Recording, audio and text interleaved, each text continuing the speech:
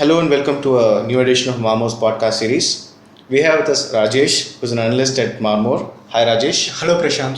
Rajesh is going to fly us through the LCC market in the GCC region. Now Rajesh, we all know about the LCC model globally and how it works.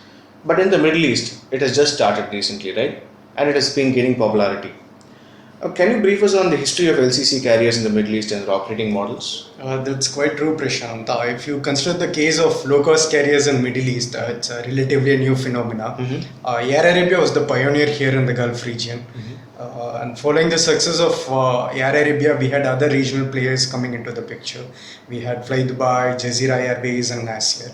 Once even these regional players started seeing profits, the Gulf market fell on the global radar and started attracting competition from international LCC players. Right. Can you share with us some of the numbers as to how the LCC in the GCC region has done vis-a-vis the LCC carriers in Europe and US, where they're pretty famous? If you see the penetration level, the market penetration level of LCC, it's approximately around 14%. This level is much lower when compared with the other developed markets like say Europe or US. Right. So what we believe is there's still a lot of potential for the LCC players. Right. There is a lot of growth opportunity for them.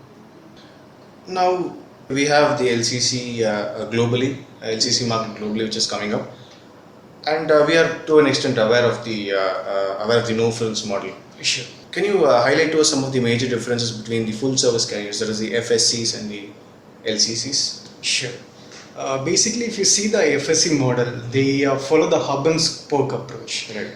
And they also have multiple fare schemes, and they have a lot of services for the customers, including access to business lounges. They provide with business class seats, in-flight meals, and free baggage and seat selection.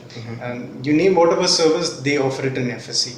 While in sharp contrast to this, LCCs, they offer a point-to-point service, and they keep the services to a minimal level. So whatever services, additional services which you require, like seat selection or in-flight meals, they put a charge on it. Right. So this is the basic difference between FSCs and LCCs. Yeah.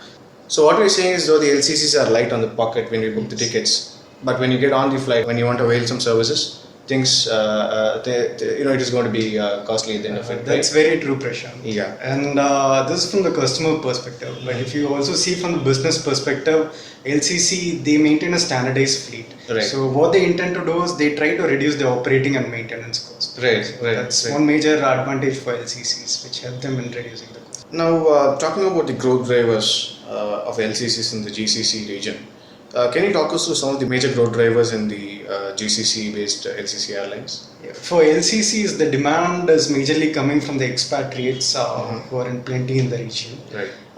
Where they seek affordable means of travel to their native countries on a yearly basis. And apart from the expatriates, the demand is also driven by the local youth population who have high propensity to travel, and they make a lot of frequent travels to the GCC cities. Right. And we also have a huge amount of pilgrims and religious tourists who make the annual Hajj to the holy cities of Mecca and Medina. Sure. So, And that must be quite a sizable population. Yes. Travel population.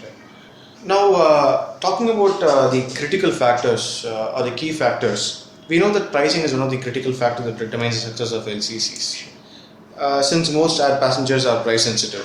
Now, the airlines on the other hand operate on very thin gross margins, and hence any drastic cost increase would affect the profitability of the air carriers, right? True. Can you highlight some of the pricing and marketing strategies adopted by LCCs?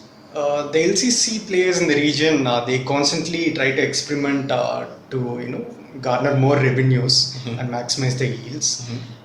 For one, they have been charging customers for any sort of add-on services, maybe the seat selection process, or when customers opt for in-flight meals, or even if they carry some extra baggage.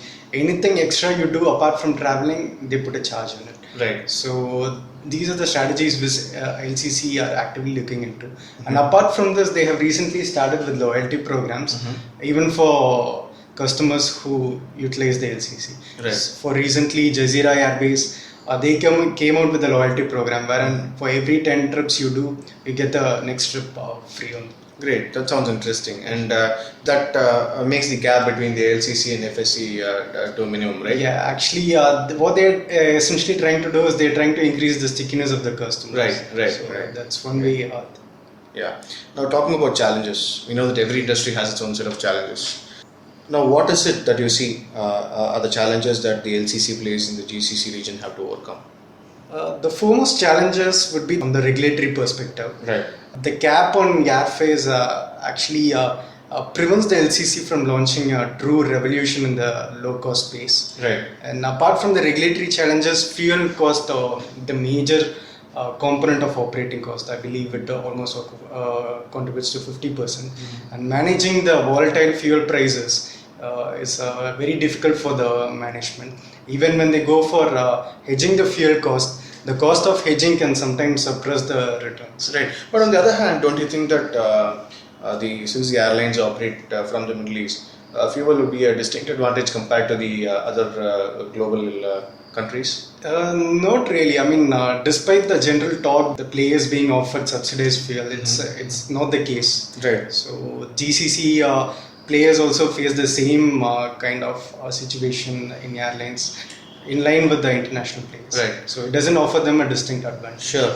And apart from that, when you see the GCC market, we don't have any sort of secondary airports. Right. So when they don't operate from secondary airports, their operating costs are going to be higher. Right. So this is one of the major challenges for the low cost carriers. Sure, Rajesh. So I guess we'll have to land our flight now, Rajesh. We've got a good understanding of the LCC business model and how it operates in the GCC region. Thank you so much, and that's it from us till the next edition of the Mamos podcast series.